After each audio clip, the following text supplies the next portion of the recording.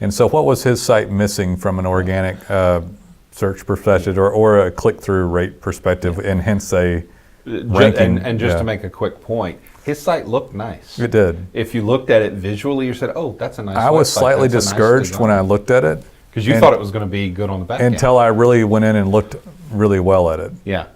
And so, Nolan had me look at it, and I evaluated it, and I look at it, and he had no semantic markup, which is the first step of properly labeling and structuring your data. So Google trusts it. So right? Google trusts it and knows what they're looking at. And second, he had no schema whatsoever. Right. Not his business name, not his logo, not his address, not his phone number. The most basic stuff was missing from that. And it was pretty junky content overall. It wasn't horrible. He had a fancy design structure with some pricing in there that most companies in that type of business don't have. But what was interesting about it is that this particular company was in a broad range but specialized in a niche. Hey there guys, it's Nolan and Jason here, and we're going to talk about how to improve your click-through rates for your small business website. And I guess just to define this a little bit, when we talk about improving click-through rates, we're talking, this is going to be an organic search engine optimization, SEO. Right. So click-through rates not necessarily on a paid ad, but on your organic ads, and maybe even we can even talk about that. We should talk about the knowledge graph and the GMB homepage. Yeah, we should. Because obviously if the site is optimizing well to a point that your Google homepage and your knowledge graph for GMB has the information they want, they may not go to your website. Yeah. But all of that was dependent on let's tie it in here at the end, because it'll make sense. So I'll let you start up, because I think schema is always a good place to start up. And we just before this started, we just looked at a website that had a good example of it. Yeah. So what is this markup, and why would someone click through? For one thing, guys, just before Jason goes into it, because he's the authority on schema over me for sure. You're talking about the ability for more people to click on the website and it's obviously the importance is kind of obvious, but it also actually helps your organic rankings. Right. And so why would schema markup help somebody on a mobile search or desktop search click on their ad over somebody else? Like, why would it? Well, just real briefly, I know we've talked about it before, but just to briefly cover it, schema is, I like to call it the code within a code. It's a fancy word for labeling your data and structuring your data on the site. It's code that you put in so that you tell Google that certain bits of data and parts of your site are supposed to indicate certain things about your business. And it can be really simple stuff like, this is definitively your address, and this is definitively your phone number, and this is your logo, and stuff like that. And there's thousands of points of data that you can structure with this stuff. But that just gives you an idea. Because I'll do a better job of explaining the practicality of that. Yeah. So you care about it because it's what Google uses to parcel data, and if you don't have it, then they're going to defer to someone else that has this. And not only that, from this click-through rate perspective that we're talking about, not only are they going to just favor the other person that allows them to parcel more data, but the other sites are actually going to move up in rankings because they get more clicks, hence the click-through rate. Right. And so what are some examples of how schema helps showcase a site on? Well, the big number one is, of course, aggregate star weighting for reviews. Right.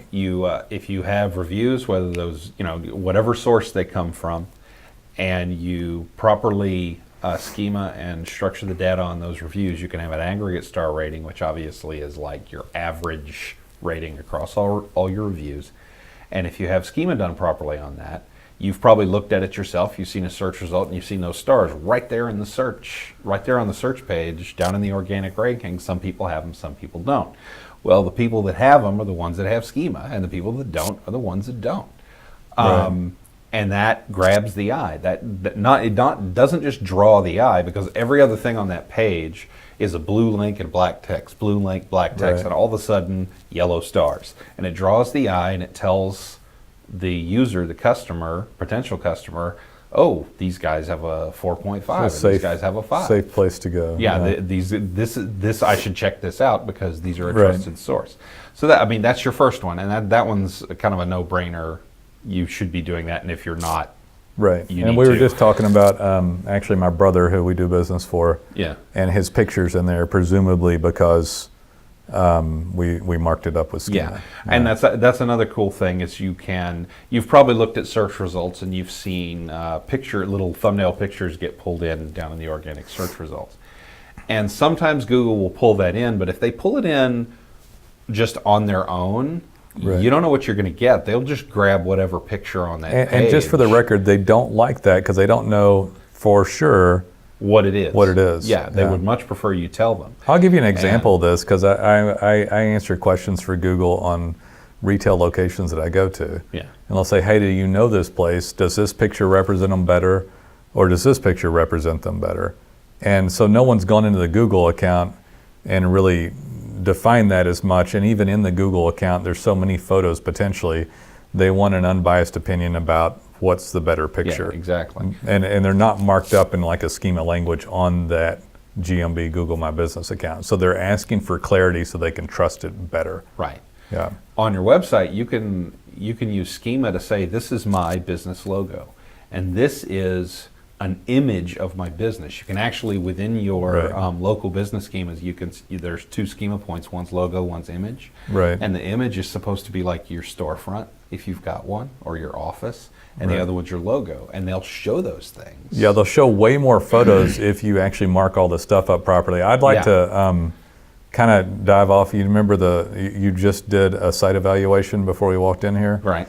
So somebody, and this is an interesting thing because and we're happy to have a client like this, but it's an interesting point to pick up. We got a call from a guy that said, I want pay-per-click services only, which we do AdWords management. We're a Google AdWords partner. So I said, fine, would you like to talk about doing search engine optimization and work on your website? He said, no, I want this only. And so at the time, I didn't look it up. Yeah. And when I went back and looked at it, and so what was his site missing from an organic search perspective or a click-through rate perspective, and hence a ranking? And just to make a quick point, his site looked nice. It did. If you looked at it visually, you said, oh, that's a nice I was website. slightly That's a discouraged when I looked at it. Because you thought it was going to be good on the back end. Until I really went in and looked really well at it. Yeah. And so, yeah. Nolan had me look at it, and I evaluated it, and I looked at it, and he had no semantic markup, which is the first step of properly labeling and structuring your data. So Google trusts it. So Right. Google trusts Yeah. it and knows what they're looking at. And the second, he had no schema whatsoever. Right. Not his business name, not his logo, not his address, not his phone number. The most basic stuff was missing from that. And it was pretty junky content overall. It wasn't horrible. He had a fancy design structure with some pricing in there that most companies in that type of business don't have. But what was interesting about it is that this particular company was in a broad range but specialized in a niche. Right. And so it was vitally important that all the keywords that they have were as high as possible. And what's interesting about looking at it, A very competitive niche, very, by the very way. competitive Extremely niche. competitive. Well, we can talk about it. It's okay. I mean, this particular client was a plumber going for a water heater Yeah. only. And for those of you that aren't plumbers, water heater installation and repair is like It's coveted. It's the brass ring. Yeah, it's That's for what they some want. of them, it's what they want. That's their primary thing. And he was in a primary market in California. And so here's the point of the whole deal. I was looking at it and I'm like, gosh, he's got some top 10 rankings, but guys, your number one ranking gets 38% of the clicks, number 2 gets 16, number 3 gets 8. And when you're going into this minutia click-through ratings, click-through rate is really also, when we're going to talk about GMB homepage and what that means is an overall, I think it's a health rating of how well the site does. Absolutely. Yeah. And so he's spending money, which is fine. We'd like to help him on ad spend, but we know for sure that lead cost way more money. Yeah. And we could get him better return for his dollar by optimizing. I mean, Jason, his we're organic. talking like 400 to 500% better return. Oh yeah, absolutely. Yeah, so the money he's going to spend, which is really nothing considering it's a pay-per-click spend because you can spend so much there. Yeah. That money spend, which was very little there, would turbocharge his deal and push all of his rankings that much higher because he had no pictures showing up. Right. He had no semantic markup. Aggregate star rating. Yeah. And incidentally, he had visible on his site, pictured in a really nice looking, pretty little slider. It looked He good. had a ton of reviews. Yeah. And they didn't matter because Right. they weren't schemaed properly so they weren't going through to the search result page. Yeah, which and all of this stuff that we're talking about affects his overall GMB homepage, which we'll define in a moment. But so the something else that one of the writers wanted us to talk about here that helps us with these is the featured snippets, and so as far as a click-through rate and also site links. So I guess, can you discuss it, Lee? How about site links first? That more lines up with what we were talking about. Site links, you've probably seen sites where you're looking through the search results and you've got somebody's come up and then there's like a row of links under that showing you other pages within that that site that you can go to for more information. Right. And that's, again, that has to do with a combination of schema and content. And when they're there, it just looks fancier. And I want to say something else. So if you had your regular old listing, it's like this. But if you add site links and pictures and stuff, it gets... Yeah, you go site links, pictures, it gets like aggregate that. Star rating, and all that. I don't know if y'all can see our fingers, but you're like double the amount of space for free. So all this schema, coding, attention to site links, pictures, aggregate star rating, all this stuff is basically free, extra organic traffic, right? Provided that you're giving Google that information in a format they like, they will give you that shelf space. They give it to you for no charge, right. And so it's absolutely ludicrous not to go for it. And again, just an example, I didn't actually call that guy today. And the reason I didn't call him today is because it hasn't started yet. And I know that for me to, I told you before, we say on here, I utilize organic, I utilize paid advertising on Google and paid on Facebook and Instagram. Right. And even everything. Even some YouTube. Yeah, we do podcasts. We really hit all the channels. I know for sure, beyond a shadow of a doubt, though, that some return better than others. Right. And even though I'm not suggesting that he discontinue paid ads, I know what his sentiment will be. And one of the reasons I know it about him is because he called and rolled over some of the other services that are better return. So I know he's not quite thinking straight on his marketing return. Right. And I know based upon the amount of money he wanted to spend on the pay-per-click campaign that he's expecting more than what he's willing to give. He's going to get. Right. And given the niche he's going for, that's one of the most expensive. It's very expensive, and I know that he's going to expect more than he's willing to give. And I don't know. I know it's a little rude to say it that way, but that's the truth of the matter. And so what he needs, but it doesn't mean that he can't get something great for what he's willing to give. Yeah. He just attributed it in the slightly wrong order. He doesn't yet understand. Yeah, I'm not even going to say he did it to where the best place to put his money is. I'm not going to dog where he spent it. Yeah. I'm just going to say for the amount of money he's willing to spend, he misappropriated it. Right. And so I need him to have that sink in a little bit before I make a phone call to him about the other portion of the services, because he was so adamant that I didn't want to deny him. Yeah. You know, if he wanted to do that and that's what he wanted us to do, fine.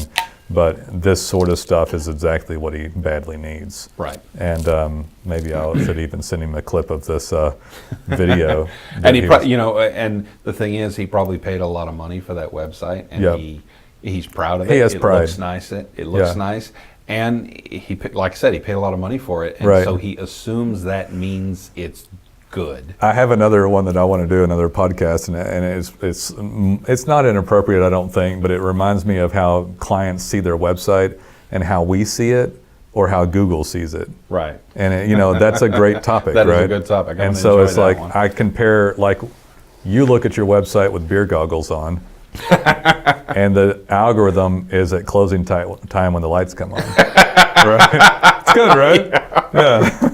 Anyway, accurate. Yeah. So very accurate. That's basically what a client sees, because this guy probably did spend a lot on that, but he needs to have all this done. And one other thing I want to talk about the click-through rate is that it actually moves the search rankings up. So as it gets clicked on more and the click-through rate goes up, this actually happens on paid ads as well. Right. But as the click-through rate goes up, your actual organic rankings go up. Yeah. And so Google sees people clicking on that, and they said, "Oh, that's what people want to see for this keyword," right. And they move you up. Sure. Yeah. So you actually move up as a result of all of it. It just all kind of compounds on top of each other.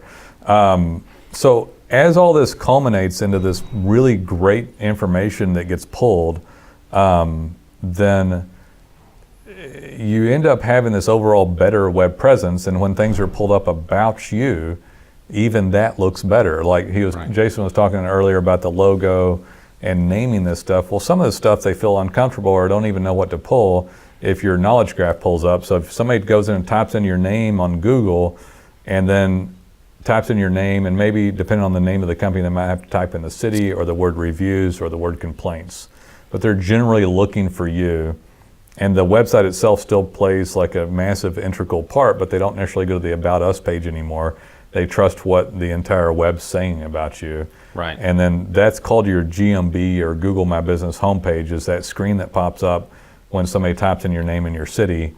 And then all of that stuff starts to look better as you improved your click-through rate, because you parceled all this data for Google and they're able to pull in your Yelp account and your logo and reviews and star ratings and all this stuff. All of a sudden you'll see a search results page where all 10 organic results are about you, even if they're not your website. Yeah. And then you've got like you said, the knowledge graph on the right with all your information, pictures, and all that kind of stuff. It's healthy. It's indicative of a healthy website. If that looks great, then you're probably getting pretty good organic results already. They may be able to be higher, but they're better. And if you look at a competitor's that's newer or doesn't work on any of this stuff, they might only have 2 or 3 things at the top about them.